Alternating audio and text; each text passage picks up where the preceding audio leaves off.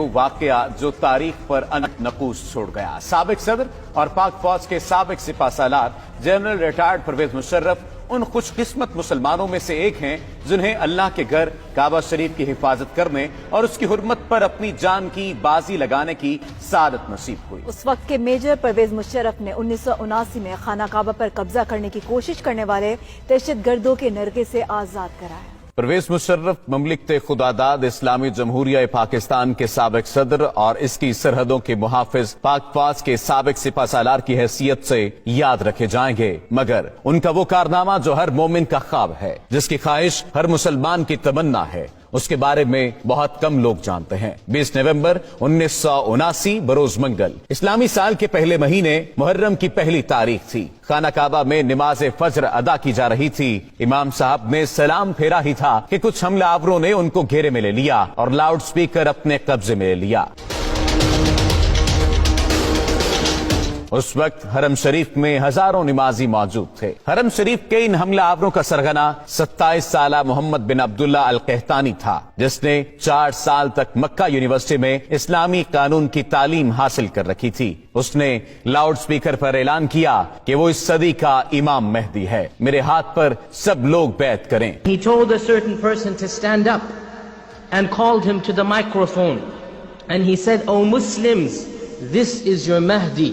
Give bay'ah to him." Muhammad bin Abdullah al-Qahtani 500 ساتھیوں سمیت خانہ کعبہ پر حملہ آور ہوا تھا اور حرم پاک میں داخل ہونے کے بعد تمام دروازے بند کر دیے۔ ہزاروں نمازیوں کو یرغمال بنا لیا۔ اس گمراہ کن ٹولے نے مقام ابراہیم علیہ السلام کے قریب جا کر اسلحے کے زور پر دہشت پھیلانا شروع کر دی، زبردستی لوگوں سے بیعت لینا شروع کر دی۔ کئی صدیوں کے بعد یہ پہلا موقع تھا جب خانہ کعبہ عام انسانوں کے لیے بند کر دیا گیا تھا۔ سعودی حکومت نے ان حملہ آوروں سے نمٹنے کے لیے اپنی فوج بھیجی جو بری طرح ناکام رہی۔ سعودی کمانڈوز حرم پاک میں داخل تک نہ ہو سکے تھے۔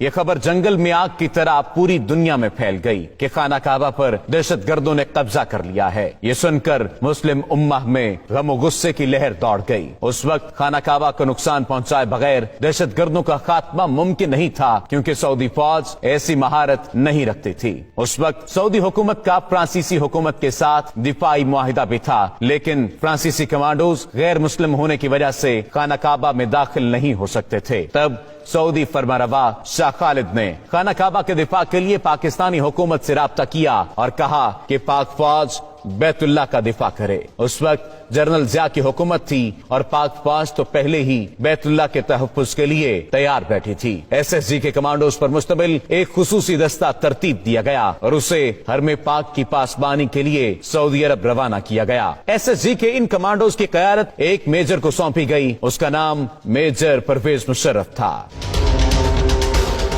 جب پاکستانی کمانڈوز کا یہ دستہ حرم پاک پہنچا تو اس وقت دہشت گردوں کے قبضے کو 1 ہفتہ ہو چکا تھا۔ پاک فوج کے کمانڈوز کا یہ ٹریڈ مارک ہے کہ اپنے دشمن پر اتنی تیزی سے حملہ آور ہوتے ہیں کہ انہیں سنبھلنے کا موقع بھی نہیں دیتے۔ یہاں پر معاملہ کچھ مختلف تھا، کیونکہ بات خانہ کعبہ کی حرمت کی تھی۔ میجر پرویز مشرف کی قیادت میں SSG کے کمانڈوز نے حرم پاک کا کیمروں کی مدد سے جائزہ لیا۔ میجر پرویز مشرف نے دہشت گردوں کی پوزیشن کو مارک کیا اور حکمت عملی بنانا شروع کر دی۔ میجر پرویز مشرف نے سعودی حکام سے کہا کہ مسجد حرام کے صحن میں پانی چھوڑ دیا جائے اور کمانڈوز کو ہیلی کاپٹر کے ذریعے مسجد کی چھت پر اتارنے کی اجازت دی جائے۔ اجازت ملنے کے بعد SSG کے کمانڈوز کا اصل ایکشن شروع ہوا۔ ایک طرف مسجد حرام کی چھت پر کمانڈوز اترنا شروع ہوئے تو دوسری جانب خانہ کعبہ کے صحن میں کھڑے پانی میں میجر پرویز مشرف کے حکم پر کرنٹ چھوڑ دیا گیا۔ اس فوری اور غیر متوقع کارروائی کی وجہ سے دہشت گردوں کے ٹاپ شوٹرز غیر فعال ہو گئے اور